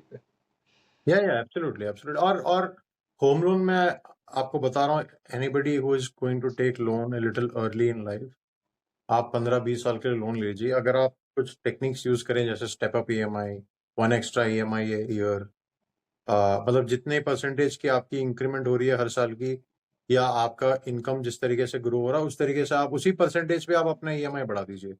मैं बता रहा हूँ आपको, मैं without even looking at any paper और डूइंग कैलकुलेशन, मैं बता सकता हूँ you will cut your loan down significantly, 8-10 साल में आपका खत्म हो जाएगा। So those are good loans आपको करना। I think brilliant point Sandeep. Debt free का मजा अलग है, बट वहां पहुंचने के लिए आपको डिसिप्लिन रहना पड़ेगा। डिसिप्लिन रहना पड़ेगा, Yeah. और अपनी आपकी जो रिक्वायरमेंट्स हैं you have to control them to a level. अच्छा, when we talk about the risk and sources which you are touching upon, एक रिस्क है जो कि ओपनली हमारे इंडियन कंटेक्स्ट में शेयर नहीं किया जाता है, which is that once we get married and we plan for the kids, okay, हाँ। वहां पे एक रिस्क आता है। मैं आपको एक बचपन का इंसिडेंट बताऊंगा कि मेरा एक बहुत अच्छा फ्रेंड था, and he introduce me to his friends and they were twins. अच्छा। ठीक है, उस वक्त हम शायद टीन्स थे, 13-14 साल के हो चुके थे, टीनेजर्स हो चुके थे, and then I heard them, they were talking, they were very close to each other, and they were, यार तू प्लान्ड है, तू अनप्लान्ड है। Okay. They were Yeah. twins, and Yeah. probably at some point of time in their life, 12-13 साल के जीवन में उन्होंने अपने पेरेंट्स को सुन लिया होगा हाँ। फाइनेंशियल प्लानिंग के बात करते हुए कि यार हमने प्लान एक का किया था, ये दूसरा आउट ऑफ सिलेबस आ गया। And Yeah. they didn't want to do away with the second child because they were too emotional, Yeah. right? Or they were rightfully emotional for that matter. Yeah, of Not too, course, but of they were course. rightfully emotional, right? But they used to tease each other. एक दूसरे को चिढ़ा रहे थे, यार तू planned है, नहीं तू बड़ा है, तेरा planning नहीं था, मेरा planning हुआ था, and all that stuff. Yeah. ठीक है? Yeah. So, but later in the life, as we grew up, I saw multiple such examples in life. Multiple Yeah. such examples. ठीक है? तेरा। तो ये भी एक risk है, which may or may not come, which Yeah. you may not be able to plan. You will not be able to decide ahead of it कि आज 5 साल पहले हम सोचेंगे हमें करना क्या होगा, the decision will totally be emotional one, will be depending upon the decision of your spouse or a family or whatever the doctor gives you as a medical advice. Yeah. ठीक है, but that will be important component for your financial planning कि आपने एक का plan किया था, अब आपके पास दो है या तीन है, वट। एक फेमस कोरियोग्राफर है बॉलीवुड की, फराह खान। ओके, आप गूगल कर लीजिएगा उनकी हिस्ट्री में। उनके मेरे पास क्वाड्रुपल्स हुए थे, 4 बच्चे हुए थे। Okay, I somewhere red and she was saying yes, she 3 है 4, आई don't no, just verify. Yeah. I Yeah, just I give an also don't remember it, but example. definitely more than two, that I remember. हाँ. So because they are celebrities and they manage it well, they Yeah, have their funds. But what if you are a normal person like us? तो yeah, आपको plan out करना पड़ता है additionally उस चीज के लिए। correct, correct, absolutely, absolutely. और हमने एजुकेशन कॉस्ट और ये सब हमने पहले ही डिस्कस कर लिया, एंड देन हाँ जी। you know any sensible person will obviously take care of that kid. So this is, I think this is one of those risks जहाँ पे एक तरीके का preparedness is the only way out of it. And the more comfortable that you are early on in life with your planning and with your discipline, आपको ये आप इससे निकल जाओगे. Otherwise the surprises can be quite overwhelming. Yes. Now, I mean, Anil, coming to these income source, जो primarily हम जिस audience को बात कर रहे हैं उनके लिए सैलरी है। अब Yeah. सैलरी, एक जमाने में जो गवर्नमेंट जॉब्स होते थे उसमें अलग अलग कंपोनेंट्स होते थे, बेसिक होता था, एचआरए होता था, वो एक नंबर्स के साथ आता था कि आपका बेसिक 5,000 है, आपका डीए 2,000 रुपए रहेगा, आपका ये इतना रहेगा। I don't know, this generation knows all that stuff, Yeah, क्योंकि yeah, हम अपने फादर्स के, अपने ग्रैंडफादर्स का जब बड़ों का सैलरी कभी अगर देख लिया करते थे तो वो ऐसे कंपोनेंट्स में दिखता था कि अरे यार yeah, ये ऐड होके इसमें डीए कितना लगेगा। But now, once we had this private investments, all we are working with the corporate sector. We have the package, yeah. total cost to Catch. the company, TCTC, Yeah. right? CTC, TC, yeah. Cost to the company or Yeah. total cost to the company. Total cost of, yes, absolutely. तो उसमें कोई joke कर रहा था मेरे साथ कि इसमें शायद हम जो कॉफी पीते हैं ऑफिस की, शायद वो कॉस्ट भी ऑलरेडी इंक्लूडेड होती है। सेंट्रल एसी का पैसा भी ले लेते हैं. सेंट्रल एसी का पैसा भी होता है कि जो भी आपकी कंपनी ने आपके ऊपर खर्चा किया वो सारा का सारा अकाउंटेड है उसमें। Okay, but correct. This is something ultimately, actually हाँ, our youth population should know about it कि आपने जो पैकेज साइन किया है और जो आपको मिलने वाला है, that is quite different. There is a हाँ, वास्ट डिफरेंस। नहीं, बिल्कुल सही बात है. I think you already covered the. See देखिए, मतलब ये जो जार्गन है और इसके जो कंपोनेंट्स हैं, आप अगर सैलरीड रहने वाले हैं फॉर द नेक्स्ट 20-25 years, यार better understand it. Understand. It will take maybe half an hour for you to Google and understand कि क्या है. You know there are couple of things that you need to figure out.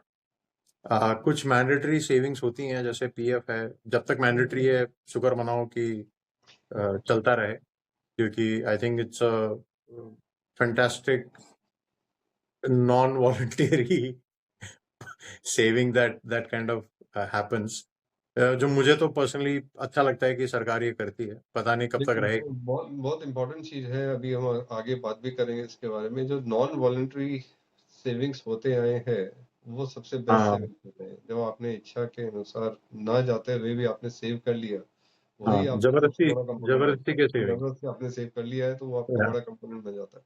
और या PF या वगैरह case में आपका जो कंपाउंडिंग मिलता है, हाँ, आई थिंक हम which उस पर is बात कर सकते हैं. Yeah that's a good point. Yeah absolutely. which नहीं, is which but is yeah very circling back to salary, देखिए आप कॉस्ट टू कंपनी कह लो या टोटल टारगेट कैश, अलग अलग जो भी कंपोनेंट्स हैं, बहुत सारा डाइल्यूशन है. मुझे आपने बहुत सही बात बोली. जो मोबाइल में जब मैसेज बजता है ना, और जो अमाउंट दिखता है, आई थिंक लोग उससे ज़्यादा इन्वेस्टिगेशन, उससे ज़्यादा गहराई में जाते ही नहीं है. वो उसके अंदर बेसिक कितना आया, एचआरए कितना आया, क्लेम्स के पैसे कितने आए. I don't know if you are not actively tracking it, please do. PF का बेसिक से क्या रिलेशनशिप है, बेसिक सैलरी भी करके कुछ होता है, आपको सुनेगा बेसिक सैलरी नहीं होता है भाई, पता करो जरा.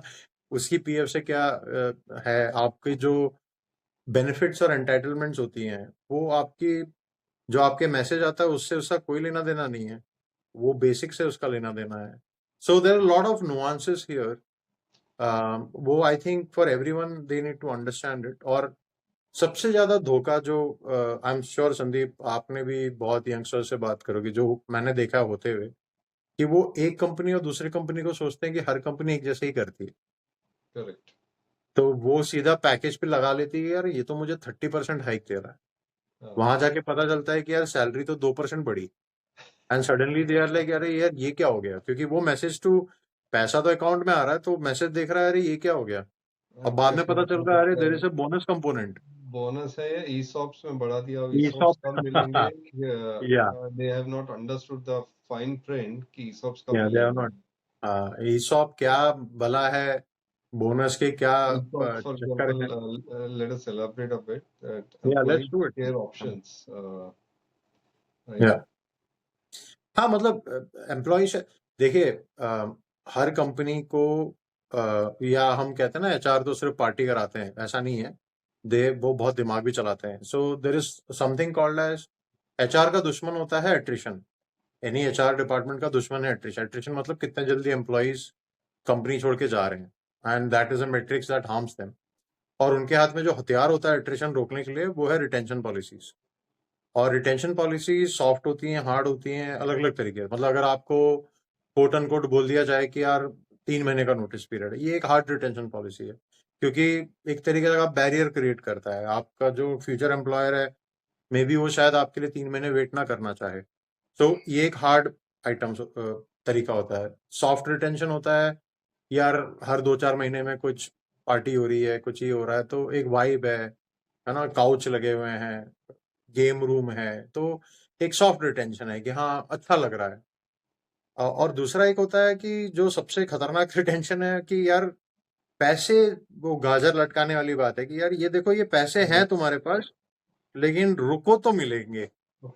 और वो जब आप एक दौड़ दौड़ के एक गाजर तक पहुंचते हो, एक गाजर आगे लटका देते हैं कि ये देखो अब और रुकोगे तो वो गाजर मिलेगा. तो in a very very crude way I am explaining it, but wasting होती है ऑब्वियसली शेयर्स में. आपको शेयर्स तो एलोकेट हो जाते हैं, उसका एक वर्थ भी आपको पता होता है, तो आपके मुंह में पानी आता है, यू स्टार्ट सेलिब्रेटिंग कि अरे यार पता नहीं ये इतना पैसा मिलेगा. बट देन वो हल्का सा लिखा होता है कि वेस्टिंग है, 3 साल बाद मिलेंगे. और 3 साल आते आते आपको फिर थोड़े और शेयर्स दे देंगे, बोलेंगे ये अगले 3 साल बाद मिलेंगे.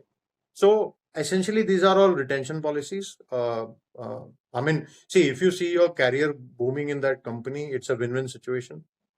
But then the moment you decide to leave, suddenly ये आपके कॉस्ट में आ जाता है. आप उसको कॉस्ट की तरह गिनने लगते हो कि यार अगर मैंने छोड़ दिया तो मेरे ये 5 लाख डूब जाएंगे, 2.5 लाख डूब जाएंगे, 10 लाख डूब जाएंगे, तो इतना तो मुझे वहां मिल भी नहीं रहा. So now you can see, right? It works on your mind a little differently, and that is what it is all about.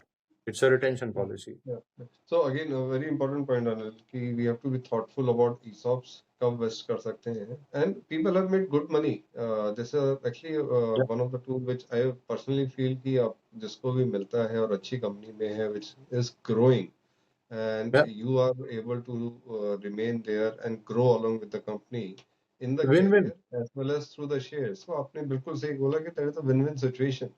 You Yeah. not only enhance your career progression there, but you also enhance your financial wealth along with the Yeah. company. Yeah. अगर I mill think रहा है तो ठीक है. particularly this हाँ, will particularly this will particularly resonate with those who are in startups. exactly. Startup का cash out हुआ, listing हो गई या प्राइवेट इक्विटी ने ले लिया, man you are sitting on a gold mine. But these are unplanned. ये पता नहीं होगा नहीं होगा, वो अलग बात है. हाँ, so just one more example on to this. अभी जैसे Zomato का listing हुआ या Swiggy का listing हुआ, so they got bumper, the employees got bumper पे. bumper benefits. But again, not every employee. सबके पास ESOPs थे. सबसे ज्यादा benefit मिलता है. You read in newspaper कि every employee probably got, all the employees got 5,000 crore rupees in ESOPs and all. So सबसे ज्यादा शेयर जाएगा, definitely it will go to the CEOs and founders and the top management. Yeah. और that it will also depend their policy कि आपने किस किस employees ने कब कब join किया है. If you have joined just 1 year back, You Okay. probably won't get a penny. You should not just look कि मुझे भी उतना बड़ा पाई मिल Yeah, yeah. जाएगा उसमें Of course, of course, से. of course. So हाँ, yes, of it is course. very important coming to the salary components. We should be aware. For example, आपका अगर 5 लाख का 3 लाख का पैकेज है, so आपकी monthly income, just be aware, would be like 25,000 per month. So net take home है आपका, that reduces extensively. आपके taxations हैं, आपका डिडक्शंस हैं जो अभी अनिल ने बताया, प्रोविडेंट फंड है, ग्रेच्युटी है, मेडिकल इंश्योरेंस का आपका डिडक्शन होता है, आपका काफी दूसरे डिडक्शन है, प्रोफेशनल टैक्सेस हैं and all. Okay, so Yeah. Should we package talk about the new policy and old regime a bit we just will to? come to that. Yeah, after this we are going to touch upon that. हाँ Right? हाँ, I think वो But this was important point कि आपका 3 लाख का package है, आपको monthly कितना मिल रहा है? 3 लाख रुपए नहीं मिल रहे. So ये yeah क्योंकि यूथ है तो यूथ में होता क्या है, if you're coming from the interiors of the country, तो पैकेज बना के it is also utilized in the marriage market as well कि भाई हमारे लड़के को तो वो 10 लाख का पैकेज मिलता है. अच्छा 10 लाख में okay से घर में महीने में कैश कितना आता है वो एक इम्पोर्टेंट है, yeah जो कि हमारे पूर्वज उस पे महीने की कैश पे काम करते थे. ठीक है, आपने correct पैकेज correct तो बता दिया, पैकेज में बोनस भी इंक्लूडेड है, ईसॉप्स भी इंक्लूडेड है. महीने में आपकी कट कुटा के आपके हो सकते हैं 70,000 रुपए मिलते हैं आपको 10 लाख के पैकेज में. yeah ठीक है, so absolutely you have to be very clear, not only you but your family members, whomso you want to make it clear, you should be, and you हाँ should be doing the financial planning accordingly, not only on your package but on your yeah actually net take home. yeah क्योंकि yeah वहीं पे आपका कितना expense है, कितना savings होएगा, कितना इन्वेस्टमेंट होगा, आपके नेट टेक होम से निकलेगा वहां से. yeah and to also add bonuses are not mandatory payment instruments for the company. उसको आप So फाइनेंशियल प्लानिंग में आप कैसे कंसिडर आपको नहीं कर सकते, नहीं करना चाहिए आपको ना. नहीं करना चाहिए और नहीं कर सकते. They are not guaranteed cash flow for you. वो इंसिडेंटल है, वो मिल रहा है तो अच्छी बात है, लेकिन अगर इन एडवर्स कंडीशन आपका जीरो भी हो सकता है. तो डोंट सेलिब्रेट टू अर्ली. आप मोटा पैकेज मारोगे तो get into the fine prints. सबको गोवा लेके पार्टी कराने से पहले एक बार देख लो कि सही में हाथ में कितना पैसा आएगा. पार्टी करो लेकिन बट बी अवेयर कि कब बी से अवेयर. हाँ उस हिसाब से करिए. हाँ correct. So another point which you rightly mentioned, we have to also understand the income tax कि हमारा क्या है. ठीक है, हमारे पास as an employee tax deduct होके आता है. एक चीज होती है TDS, tax deducted at source, जो आपके जो CFO साहब हैं वो ऑलरेडी पैसा काट के आपको सैलरी देते हैं. वो आपके HR जो CHRO हैं उनसे बात कर लेते हैं कि भाई इतना इनको हमें पैसा काट के ही देना है, क्योंकि ये लोगों से पैसा दिया तो ये उड़ा देंगे, वापस टैक्स को नहीं मिलेगा. And secondly, as Anil, you are pointing out, we have now the two taxations, new tax regime and the old tax regime, right? Yeah. So this is quite interesting. आपने गवर्नमेंट पॉलिसीज के बारे में touch किया था Anil. So governments में आजकल जो चल रहा है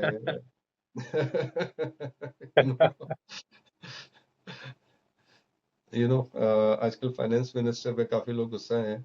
ओके, कि ऐसा क्या हो रहा है कि टैक्स काफी बढ़ रहे हैं, which is a different topic. But we have to understand कि 2020 में I believe the new tax regime was initiated to simplify the taxes, जिसमें एक अच्छी चीज थी कि टैक्स सिंप्लीफाई होंगे. एक थोड़ा सा उन्होंने एक एलिमेंट डाला कि जो डिडक्शंस मिलते थे हमको टैक्स सेविंग्स के लिए वो नहीं मिलेंगे आपको उसमें न्यू टैक्स regime में, जिसकी तनख्वाह अच्छी हो जाती है, जो 30% टैक्स ब्रैकेट में आता है उसके लिए प्रॉब्लम है वो कि आपको न्यू टैक्स में उसका बेनिफिट नहीं मिल रहा. अब बेनिफिट क्या होता था?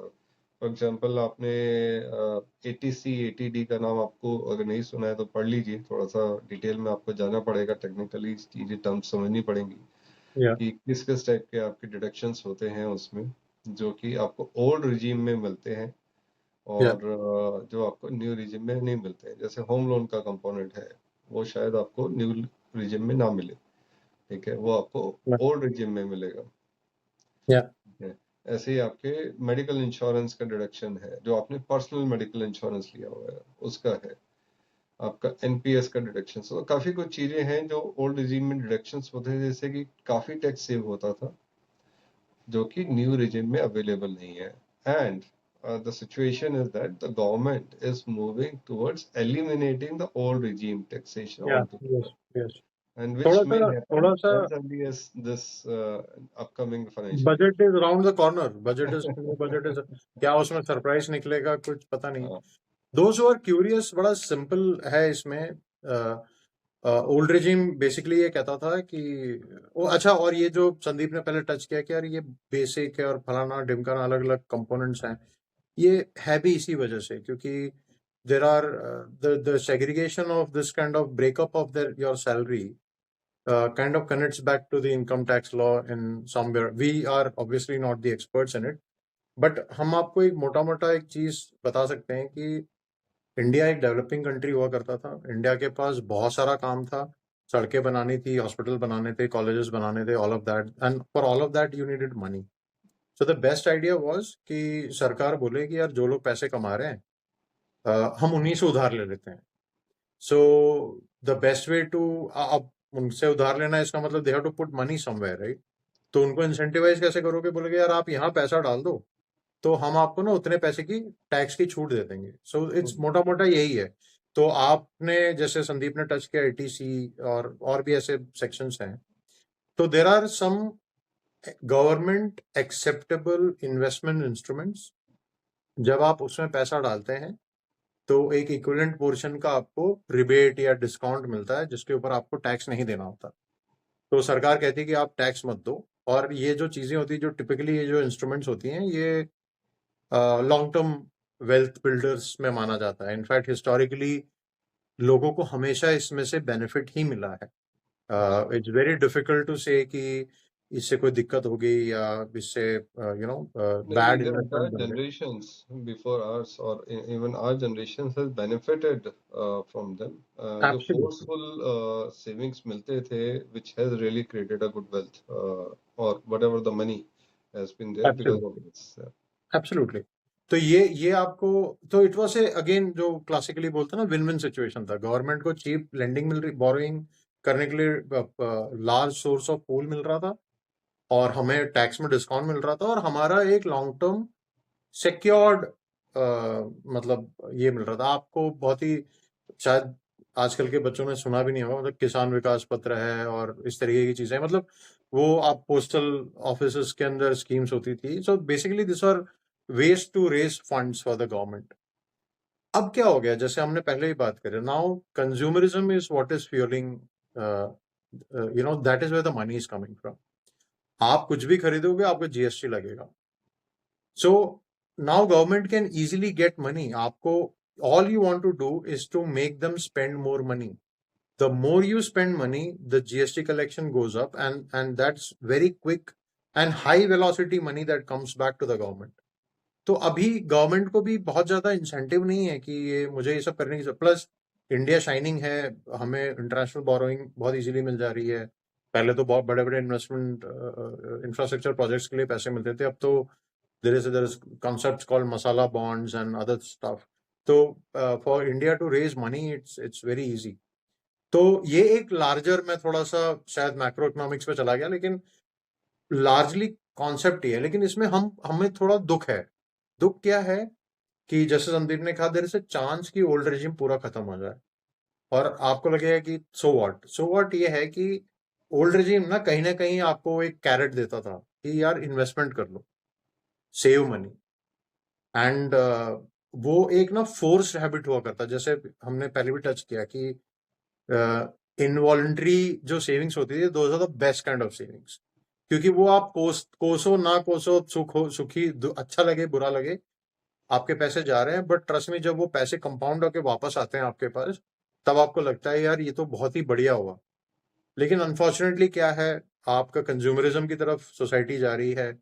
उसके ऊपर से आप न्यू टैक्स रिजिम लेके आ रहे हो जहाँ पे इस तरीके के सेविंग स्कीम्स या इस तरीके से चीजों में इन्वेस्ट करने में आपको कोई टैक्स में रिबेट नहीं मिलता. तो इसका मतलब वो जो इंसेंटिव था सेव करने का, वो एक तरीके से साइकोलॉजिकली डाइल्यूट हो रहा है.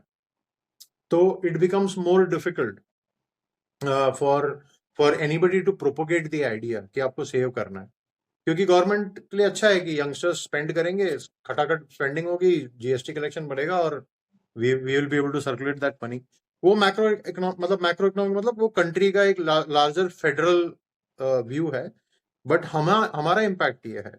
तो हम तो ये कहेंगे कि as long as new regime, या देखिए, as once again, neither Sandeep or myself, we will claim that we are tax experts. If you are making decent sums of money, आपके पास एक टैक्स एडवाइजर होना चाहिए, that is what I would recommend. वो पैसे आपके खराब नहीं जाएंगे, ट्रस्ट मी, और वो इतने ज्यादा पैसे भी नहीं लेते हैं। फिगर आउट आपके लिए क्या अच्छा है, Go with a कितना आपके, certified tax advisor, please. हाँ please, absolute, very important. Certified tax advisor पे जाइए, उससे सर्विसेज लीजिए, वो आपको अच्छा गाइड करेंगे। और maybe we are having grey hair, तो हम तो यही कहेंगे कि as long as you can save money and save tax, and if it is beneficial from a old and new comparative concept, I think you should go for it. Right. और अगर आप ऐसे इनकम में हो जहाँ पे आपका new tax regime आपको ज्यादा चीपर लग रहा है, तो please build a disciplined habit of saving money. Savings and बहुत important, investments. So savings and investment. probably we also need to clarify. Yeah. Mostly the people will be youngsters are already quite intelligent as compared to us. The new generation is definitely way ahead. Yeah. Right? But let us again tell them what is expense, what is saving, and what is investment. एक छोटा सा उसके बारे Yeah. में बताते हैं कि probably Absolutely. expense किसको कहते हैं, saving किसको कहते हैं, investment क्या चीज होती है. Yeah. Yeah. So, I mean, yeah, I mean, it's very self-explanatory, but expense तो चलो आपको पता ही है कि जो भी आप आपने अपने टाइम को पैसे में कन्वर्ट करा, फिर आप उस पैसे को आप you giving it away for goods and services, that's your expense. Good expense, bad expense, उस पर हम बाद में आते हैं। प्लान्ड एक्सपेंस, अनप्लान्ड एक्सपेंस, उस पर भी हम आएंगे। मतलब हम ऑलरेडी शायद बात भी कर चुके हैं, बजटिंग इज इम्पोर्टेंट। सेविंग्स और इन्वेस्टमेंट में एक सबसे बड़ा फर्क यह है कि सेविंग नोशनल्स हो सकती हैं, जो एक्चुअली सेविंग हुई नहीं। मतलब आप नोशनल सेविंग्स कर सकते हो। हम कॉर्पोरेट्स में हैं तो हमें अच्छे से पता है कि अगर एक वेंडर आपको 10 रुपए में दे रहा है और दूसरा वेंडर हमने 8 रुपए में दे रहा है, just by going to the second vendor we have notionally save 2 rupees, because हमने 10 में से, but you are still spending 8। ठीक है, तो ये थोड़ा सा आपको वियर्ड लगेगा, but savings can be notional. Something which you don't do may arise into saving, but that is वो परमानेंट नहीं है, वो ग्रो नहीं करेगा, वो एक ट्रांजैक्शनल। Sunday के point of view से that you wanted to take a new mobile phone and you said कि नहीं अभी मैं नहीं लेता हूँ, तो मेरा पैसा बच गया. So that is a notional saving. आपने खर्चा Correct. नहीं किया. You have avoided Correct. that expense. So that becomes a saving. Correct. So avoidance भी सेविंग्स में माना जाता है, राइट? बट वो आप उसमें इतना खुश होने की जरूरत नहीं है, because that is just a delta of the decision that you have taken. Investment is contrary to that. Investment में आपका पैसा डेलिबरेटली किसी कंपाउंडर के अंदर लगा रहे हो, जो कंपाउंड करेगा। There is some underlying asset which you are buying into and you want that money to grow on its own. मतलब आपने 10 रुपए लगाए, you are expecting it to become 11, 12, 13, 14, 1500 over a course of period of time. So that is investment. That is very important to understand. Saving है, जैसे आपने emergency fund पे touch किया था, which become very important to touch at this point of time now, कि emergency fund क्यों important है किसी के लिए रखना, and before you start planning, you should also plan the emergency fund. जैसे हमारे घरों में जब गणेश जी की पूजा होती है, तो उसमें कहा जाता है ना, पहला लड्डू गणेश जी के लिए. Yeah. So saving की है, पूर्वज कहते थे कि भाई आपके पास कुछ जेब में पैसा, गले में या फिर घर में होना चाहिए, which Anil you also touched upon, right? So maybe you can tell about emergency fund as well. Yeah, emergency fund actually, as the name suggests, emergency fund is for emergency. It is not investment as such. You can consider it as a simple saving. और ये important है, emergency fund को आप investment की तरह मत देखिए, क्योंकि अगर आप इन्वेस्टमेंट की तरह देखोगे तो आप उसको क्वेश्चन करना शुरू कर दोगे कि अरे यार ये तो ऐसे ही पड़ा है, बट उसका काम ही है, वो इमरजेंसी है भाई साहब, वो ऐसे ही पड़ा रहना चाहिए वहीं पे, राइट? आपके पास एक एक्स्ट्रा केबल है अगर बैग में कि यार मेरा लैपटॉप का चार्जर का केबल खराब हो गया, लेकिन आप उसको बोलोगे अरे यार मेरे 200 रुपये ऐसे ही पड़े हैं, केबल मैंने क्यों खरीद लिया। बट जैसे आपकी गाड़ी में एक स्पेयर टायर है, आप उसको देख के कोसते नहीं हो ना कि यार ये क्यों क्यों मैं इसको यार लेके घूम रहा हूँ, पता नहीं क्या है इसका काम। But why is it there? It is for your emergency. आपका टायर खराब हो गया, आपको चेंज करना पड़ेगा, otherwise you are stranded on the middle of the road, right? So don't, तो अगर आप उसको इन्वेस्टमेंट का स्टिकर लगा दोगे ना, तो आप उसको परेशान रहोगे कि यार ये ऐसे ही पड़ा है यार, 2% 4% कमा रहा है। वो एसेंस क्या है? एसेंस ये है कि लार्जर इन्वेस्टमेंट्स जो आपके होते हैं वो थोड़े स्ट्रेटेजिक होते हैं, उनके पीछे कोई गोल्स होते हैं। आप उसको ऐसे ही इन्वेस्टमेंट नहीं करते हो। तो आप क्यों आपको लगेगा कि नहीं यार, अगर मैं बोल के इन्वेस्ट करूं या बिना सोचे इन्वेस्ट करूं, है तो इन्वेस्टमेंट ही। जैसे अगर 5,000 का म्यूचुअल फंड का एसआईपी कर रहा हूं, और अगर मैंने मन में सोचा ही नहीं कि मैं ये क्यों कर रहा हूँ, तो भी मेरी 5,000 की एसआईपी हो रही है। सोचूंगा नहीं सोचूंगा तो भी 5,000 की एसआईपी हो रही है। तो फर्क क्या है? फर्क बड़ा सिंपल है यार, अब वो आपके एक मोटिव से कनेक्ट हो जाएगा। It will psychologically make you more structured and discipline because you are targeting a objective, इसलिए वो इन्वेस्टमेंट है। लेकिन अगर आप एक इन्वेस्टमेंट कर रहे हो कि यार मुझे 5 साल बाद घर खरीदना है, मुझे 20 लाख की डाउन पेमेंट लेनी है, I want to build that corpus, let me start an SIP now, right? 5 साल is a shorter horizon, sorry my bad. मान लो 10 ईयर अगर आप SIP कर रहे हो, अगर इक्विटी में, तो अगर मान लो 10 ईयर ऑन, आप 20s में हो, आपने डिसाइड कर लिया कि मुझे 30s में घर खरीदना है, 10 साल का होराइजन है मेरे पास, 20-25 लाख मेरे पास पैसे होने चाहिए, घर है, एनीथिंग, राइट, शादी है, वट एवर, और आप उसके लिए इन्वेस्टमेंट कर रहे हो, तो गोल सेटिंग हो गई आपकी, अब आप उसमें पैसा लगा रहे हो, right? And the mindset is different. At the same time आपके आपके किसी इमरजेंसी हो गई, आपको suddenly I don't no, your sibling had a emergency, आपको कहीं कुछ किसी रीजन से आपको पैसे की जरूरत पड़ गई, तो will you put your goal at risk? अब जैसे ही आपने इन्वेस्टमेंट को एक गोल से कनेक्ट कर दिया ना, तो वो पैसा पैसा नहीं रहा, वो इन्वेस्टमेंट इन्वेस्टमेंट नहीं रहा, वो एक गोल बन गया। तो क्या आप ये बोल रहे हो कि अब मैं 30 में घर नहीं खरीदूंगा, पता नहीं मैं कब घर खरीदूंगा, मैं let me take money from this, तो this will hit you bad. तो बेटर ये है कि आप कुछ पैसा जो आपसे एक्सपेक्टेड है, राइट? अगर आपसे मान लो आपके फैमिली रिलेटिव्स कोई हेल्प मांगने आ भी रहा है, तो they are expecting something from you और the kind of situations that you are in. तो बड़ा सिंपल है, 3 times योर मंथली इनकम जो मोबाइल में आपके मैसेज बज रहा है, टू स्टार्ट विथ। अगर आप बहुत मतलब यंग हो, 3 times is enough. As you mature, as you have more people who you are taking care of, right? आप अगर आपके पेरेंट्स हैं, they are earning, आपने अभी जस्ट अर्निंग शुरू करी है, तो 3 times is a good number. अगर आप थोड़े और ज्यादा मेच्योर हैं, आपके ऊपर ज्यादा डिपेंडेंस है, तो maybe this has to go up, it can go easily up as high as 1 full year's worth of income. तो it's something which you need to play with. लेकिन ये बहुत इंपॉर्टेंट है, ये आपको एक सेंस ऑफ सिक्योरिटी देगा कि यार कुछ भी हो गया मैं यहाँ से निकालूंगा। We are connecting back to that credit card thing that we said. मैं 50,000 रुपये निकाल रहा हूँ, क्यों, किस कॉन्फिडेंस में निकाल रहा हूँ? कोई बात नहीं यार, मेरे पास इमरजेंसी फंड पड़ा है, लाख रुपया पड़ा वहां पे, मैं उसमें से 50,000 रुपये क्रेडिट कार्ड दे दूंगा मुझे, लेकिन ये इमरजेंसी सॉल्व करनी है। अच्छा, please don't confuse emergency with impulsive purchases. Absolutely. Please don't confuse emergencies with whims and fancies and Goa trips and, ये कोई इमरजेंसी नहीं है भाई साहब, प्लीज, ठीक है? इमरजेंसी इमरजेंसी होती है, अगर 10 लोग को पूछोगे, अगर 10 ने बोल दिया इमरजेंसी है, तो मान लो इमरजेंसी है। अगर कोई समझदार आपको कह रहा है कि यार ये तो 1 महीने बाद भी हो सकता है, और अगर आप कहते हो हाँ हो सकता है, तो वो इमरजेंसी नहीं है, प्लीज। तो आप please don't dip into emergency money for those kind of antics.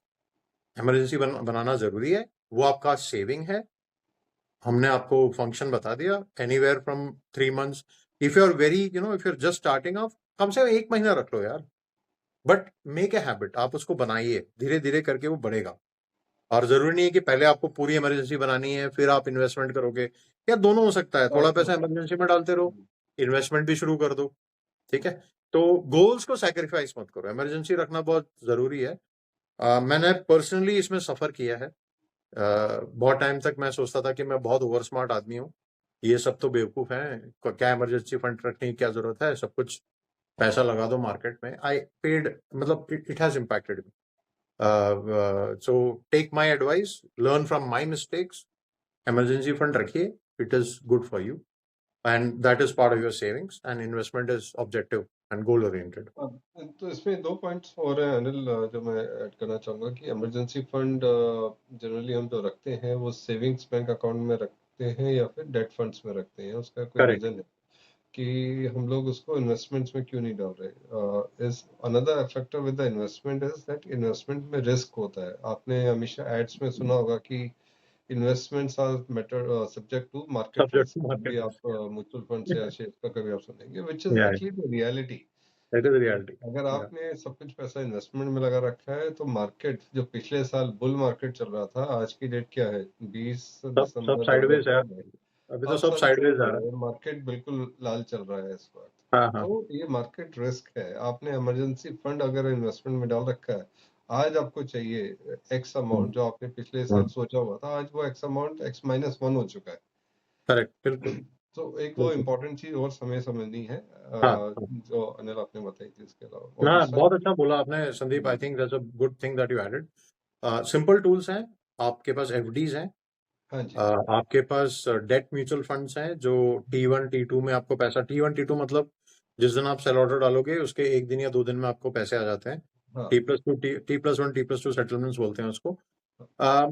Savings के अंदर रखना बहुत ग्रेट आइडिया नहीं है, क्योंकि वो आप उस लेवल के, आपके अंदर डिसिप्लिन है तो आप रख लीजिए, लेकिन बेटर है थोड़ा सा छुपा के एफडी वेफडी अलग में से फंसा के रखना. रखो. हाँ एफडी का पैसा इंस्टेंटली निकल जाता है. आई थिंक ऑनलाइन एफडीज करोगे तो even on a weekend, I think, please get it checked, but मेरे हिसाब से even on a weekend you can withdraw it and FD तोड़वा के आप वो पैसा ले सकते हो. हाँ. तो एक जिस भी टिप है, इंस्ट्रूमेंट रखा हाँ, जाए एक उसमें छोटा सा, आपको. Sorry I am so sorry. Sorry, एक छोटा सा टिप है. अगर आप एफडी कर रहे हो तो आपको अगर टारगेट 1 लाख रुपए, तो 1 लाख की एफडी मत करिएगा, ऑनलाइन एफडी करिएगा. 5-5, 10-10 हजार की एफडी करिएगा, सो दैट अगर आपको 20 हजार की इमरजेंसी हो, 15 हजार की इमरजेंसी हो, तो हाँ. आप 3 या 4 एफडी तोड़वा के कर सकते हो. Don't take the entire FD in the same lot. बहुत इजीली हो जाता है, बहुत रॉकेट साइंस नहीं है. ऑनलाइन करिए, छोटे छोटे पोर्शंस में कर दीजिए. हम बस इसमें, सॉरी, मैं उस वक्त ये ऐड करना चाह रहा था अनिल कि आप एफडी में डालें, डेट फंड्स में डालें, टैक्सेशन का जरूर ध्यान रखिए कि एफडी भी टैक्सेबल है.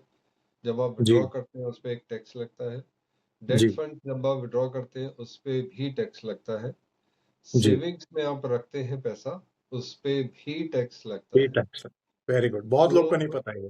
आप 100 बहुत लोग को रुपीज नहीं का पता. इमरजेंसी फंड लगा के बैठे हैं, आपने 100 रुपीज में 33 रुपीज करके तीनों बकेट्स में डाल दिए.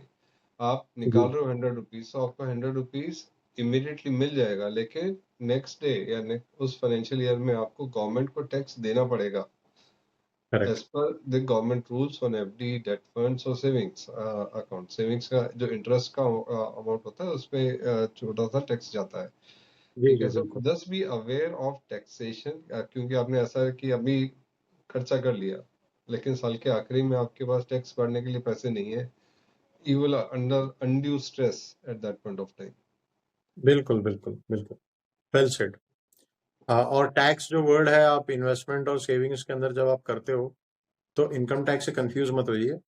इनकम टैक्स में आपके अकाउंट में है 0 रुपीज, आपको आए 20,000 रुपए, क्योंकि 0 से 20,000 गए हो, आपको 20,000 रुपये टैक्स लगेगा.